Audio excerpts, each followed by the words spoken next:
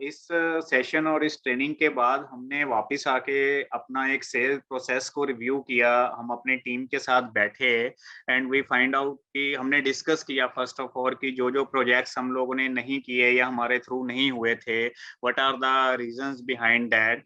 और उस उन्हीं कस्टमर्स को जब हमने दोबारा रिव्यू करना शुरू किया with this processes and all, and it comes to know कि there is a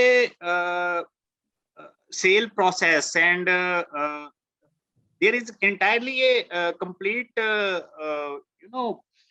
path there is, जो कि हम बीच में से कुछ ना कुछ स्किप कर देते हैं, जिसकी वजह से कस्टमर को हमें जो बेनिफिट डिलीवर करना चाहिए था वो बेनिफिट डिलीवर नहीं कर पाते और हमारा जो है वो सेल्स मैच्योर नहीं हो पाता। तो हमने वापस आके वो सारी ट्रेनिंग्स जो है वो अपनी सेल्स टीम को दी, अपने लोगों को बिठाया और हमने उनको भी डिलीवर करने की कोशिश करी। और हम वापस कस्टमर के पास गए, जो हमारे प्रोस्पेक्टिव कस्टमर्स थे, उनसे हमने डिस्कस किया, उनसे हमने बात करी। और निखिल, इट्स वेरी सरप्राइजिंग, मैंने पहले भी बताया ये बात आपको कि हमने जैन से ये कॉर्स शुरू हुआ था और हमने एक बहुत अच्छी ग्रोथ जो है वो हमने सेल्स ग्रोथ जो है वो हम लास्ट 2 मंथ्स में लेके आए हैं। और वही एग्जिस्टिंग कस्टमर्स हैं जिनके यहाँ हमें ऑर्डर क्लोज करने में या कोई सोल्यूशन देने में दिक्कत आती थी या सोल्यूशन देने के बाद भी ऑर्डर में श्योर नहीं हो पाते थे। वो सारी चीजें जो हमने सेल्स ट्रेनिंग में वी फाइंड आउट, हमने उसको वहां पे अप्लाई किया and it's a wonderful results we got. I just want to tell you कि भाई हम पहले क्या करते थे। हमारे पास जैसे जैसे मेरे पास सारे कॉर्पोरेट क्लाइंट्स हैं, तो हम लोगों के ना केस में होता ये था कि हम लोग ये सोचते थे कि ये कॉर्पोरेट क्लाइंट है, इसका हमने ऑर्डर क्रैक करना ही करना है।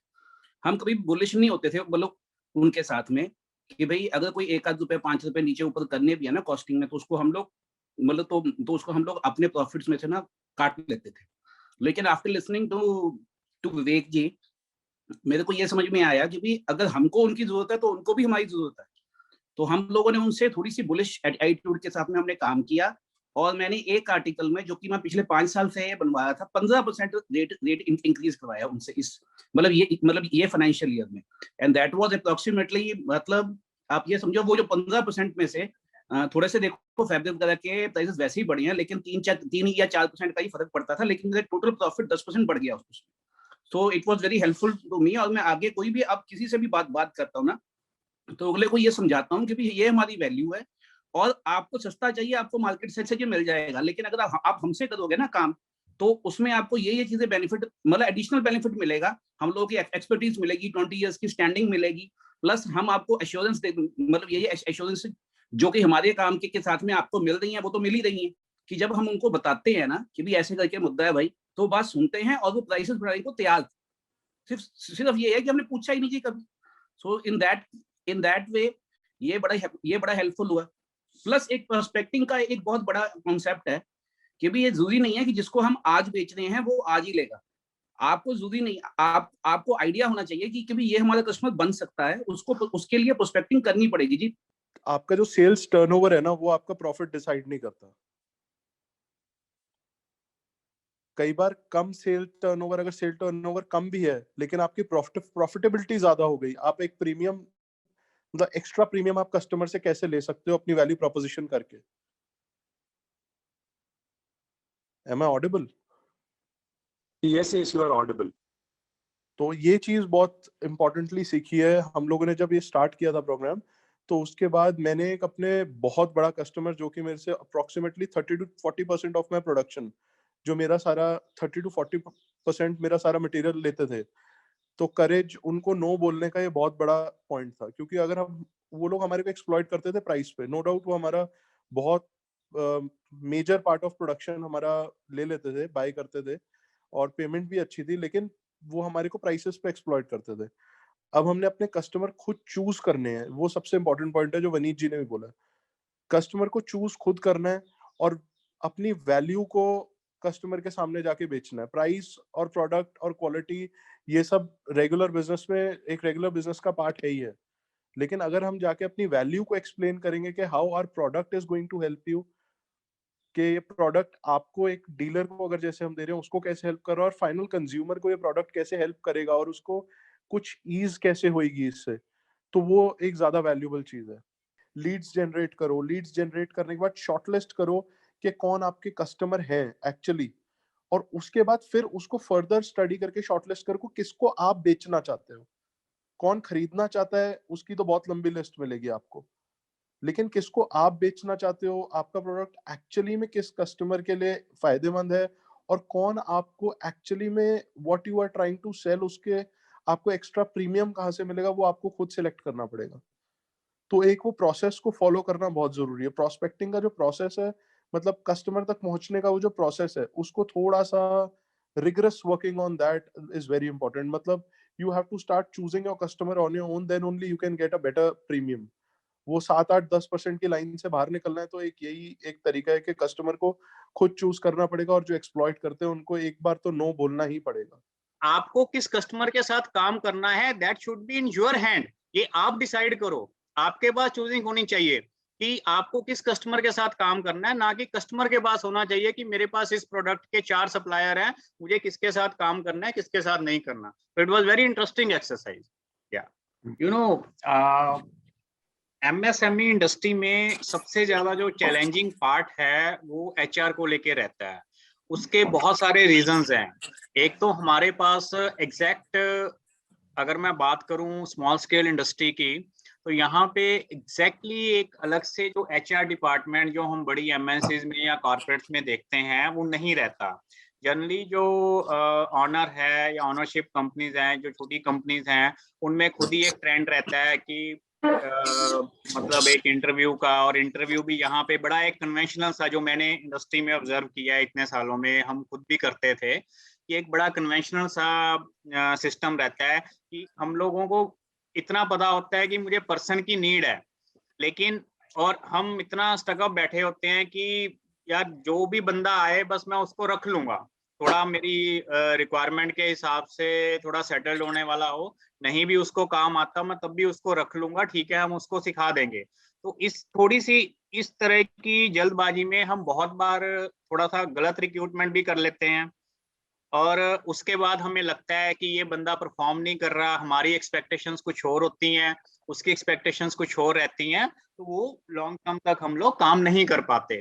तो स्पेशली एचआर का एक प्रोसेस है। ओके, आई अंडरस्टैंड कि स्मॉल स्केल सेक्टर में एचआर डिपार्टमेंट एक अलग से बनाना इट्स नॉट पॉसिबल और नॉट वाइबल फॉर एवरीवन, लेकिन देयर इज ए प्रोसेस। वो प्रोसेस एचआर डिपार्टमेंट को भी फॉलो करना चाहिए, और एक स्मॉल एंटरप्रेन्योर है और एक सिंगल हैंड ऑनर भी है, उसको भी फॉलो करना चाहिए।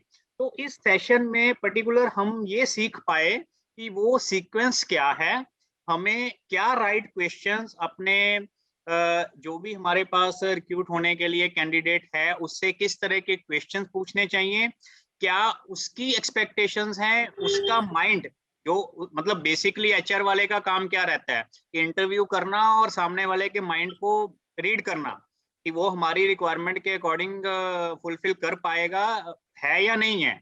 तो उसका जो प्रोसेस है वो प्रोसेस हम इस ट्रेनिंग सेशन में सीख पाए, और आई एम श्योर हमने उन प्रोसेसेस को इम्प्लीमेंट किया है। हमने उसके बाद कुछ ना कुछ और जैसे रिक्रूटमेंट की आगे, और हमने उस प्रोसेस को मींस हम यू विल बी सरप्राइज कि हम उस प्रोसेस से एक क्वेश्चन भी बाहर नहीं गए।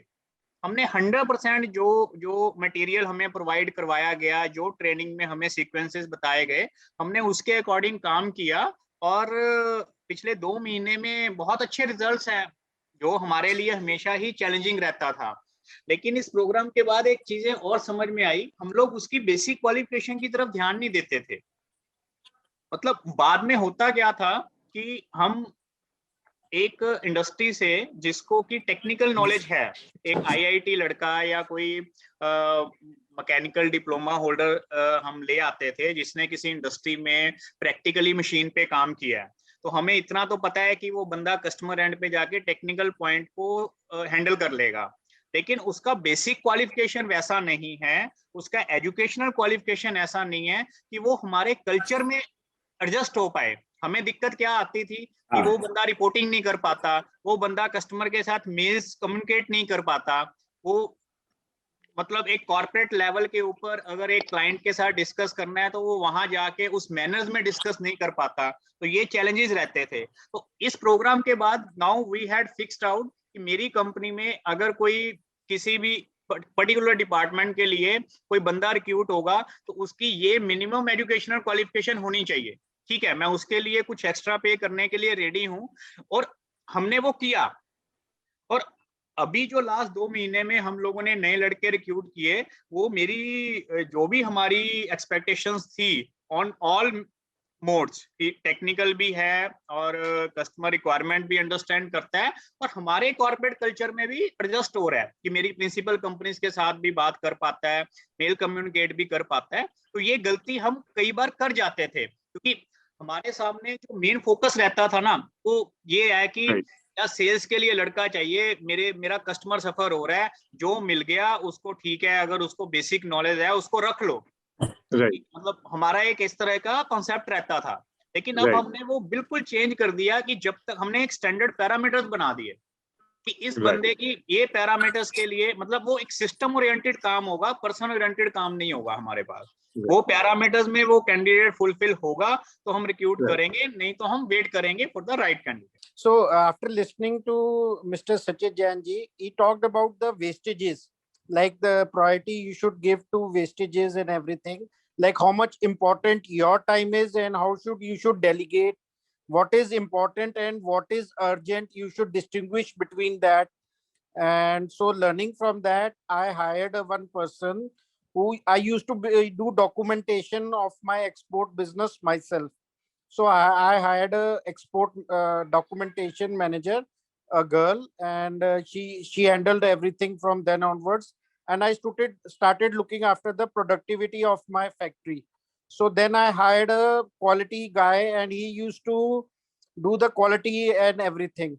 Now, when he reached a certain point, when he was doing repetitive tasks, I promoted one person from my shop floor who started doing the repetitive task, and I transferred that quality person to another department.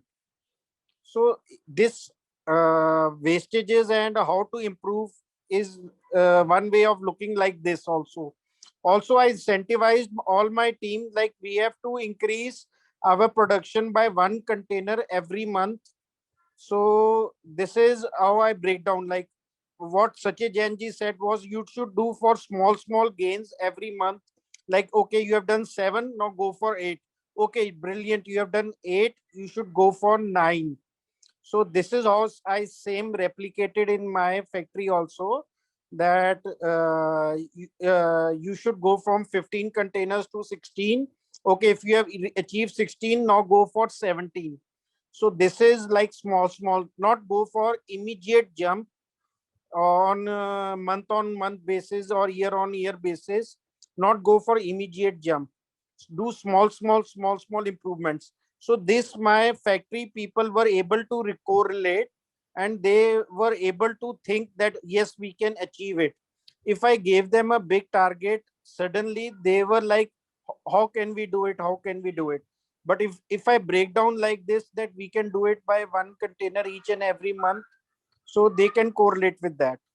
So this improvement helped our company. I still remember in the first session of this cash flow system, our trainer asked one thing. Her businessman अपने CA से ये कहता है कि मेरी books में तो पैसा है, लेकिन वो पैसा एक्चुअल में है कहाँ, मेरे को दिखता क्यों नहीं है। तो आई थिंक ये सभी के लिए एक चैलेंजिंग क्वेश्चन रहता है कि तेरा पैसा अल्टीमेटली है क्या, कहाँ गया। मेरे माइंड में भी एक क्वेश्चन हमेशा रहता था, क्या मैं हर इनवॉइस, कभी भी आज तक कोई इनवॉइस हमने लॉस में नहीं काटा और हम अच्छे खासे प्रॉफिट पे काम करते हैं, लेकिन मेरा पैसा है कहाँ। तो इस ट्रेनिंग सेशन में एक चीज बिल्कुल सामने क्रिस्टल क्लियर हो गई कि अल्टीमेटली वो पैसा आपका है कहाँ। और उन्होंने फर्स्ट सेशन में ही हमें निकाल के सामने रख दिया कि आपका जो पैसा है वो यहाँ पड़ा है, और अगर आपको ये चाहिए तो आपको क्या इसके पैरामीटर्स हैं और कैसे ये वापस आएगा। फर्स्ट ऑफ ऑल तो यू हैव टू अंडरस्टैंड कि वो पैसा है कहाँ।